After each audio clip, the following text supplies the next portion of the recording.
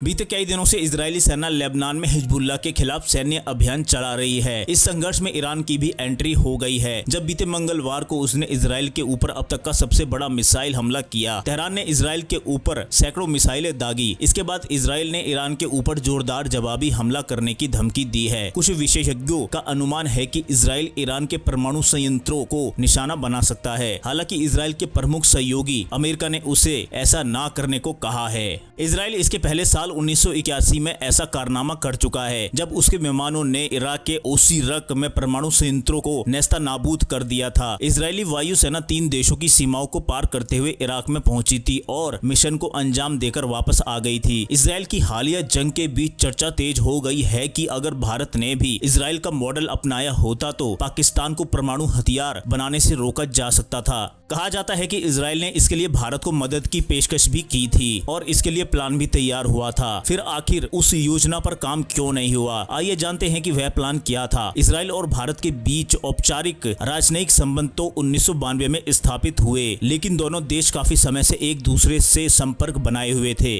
साल था 1984, जब भारत और इजरायल ने पाकिस्तान में एक गुप्त अभियान की योजना बनाई थी। दोनों को पाकिस्तान के परमाणु कार्यक्रम से खतरा था। साल 1965 में पाकिस्तान के तत्कालीन विदेश मंत्री और बाद में प्रधानमंत्री बने जुल्फिकार अली भुट्टो ने परमाणु बम बनाने के इरादे को जाहिर किया था। उन्होंने कहा कि पाकिस्तान भले घास या पत्तियां खाए, लेकिन पाकिस्तान परमाणु बम हासिल करेगा। साल 1971 में बांग्लादेश के युद्ध में हार के बाद भुट्टो के हाथ पाकिस्तान की कमान आई तो इस पर काम शुरू कर दिया था। पाकिस्तान का परमाणु कार्यक्रम यूरोप और चीन से चुराए गए डिजाइन और तकनीक पर निर्भर था। 1970 और 1980 के दशक के अंत तक कार्यक्रम परमाणु हथियार मिलने की दिशा में आगे बढ़ रहा था। यह भारत और इजरायल दोनों के लिए चिंता का विषय था। इस बीच भारत को पता चल गया था कि पाकिस्तान इस्लामाबाद के पास कहूटा में परमाणु हथियार बनाने की कोशिश कर रहा है। भारत को पता था कि पाकिस्तान का कोई भी परमाणु हथियार मुख्य रूप से नई दिल्ली के खिलाफ होगा। वहीं इजरायल को डर था कि पाकिस्तान का इस्लामिक परमाणु बम उसके अरब प्रतिद्वंदियों के लिए बड़ी ताकत बनकर आएगा। इसके बाद भारत की खुफिया एजेंसी रॉ और इजरायल की मोसाद के बीच पाकिस्तान के परमाणु बम को लेकर सहयोग शुरू हुआ।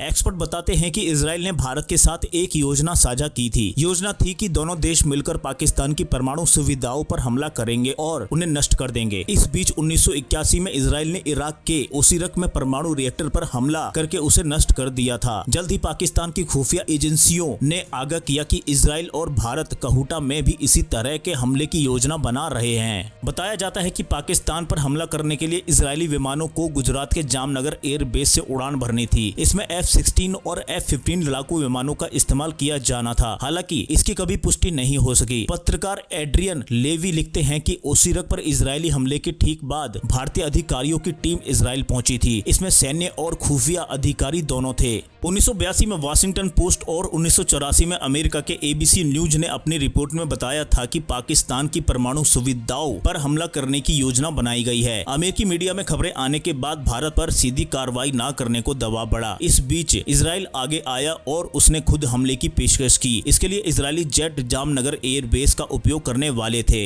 योजना के मुताबिक इजरायली जेट कश्मीर के पहाड़ी इलाके में रडार से बचते हुए आगे बढ़ते और इस्लामाबाद के पास खुले में पहुंचकर हमला कर देना था। लेवी ने यहाँ तक कहा कि मार्च 1984 में इंदिरा गांधी ने इस ऑपरेशन को मंजूरी दे दी थी, लेकिन अमेरिका की CIA ने पाकिस्तान को ऑपरेशन के बारे में सचेत कर दिया। इसके बाद भारत और इजरायल ने योजना को रद्द करने का फैसला किया। तो दोस्तों, इस खबर में इतना ही। जल्द मिलते हैं अगली खबर के साथ। जब तक के लिए जय हिंद, वंदे मातरम। अगर वीडियो पसंद आया हो तो वीडियो को लाइक, शेयर, कमेंट और चैनल को सब्सक्राइब जरूर करें।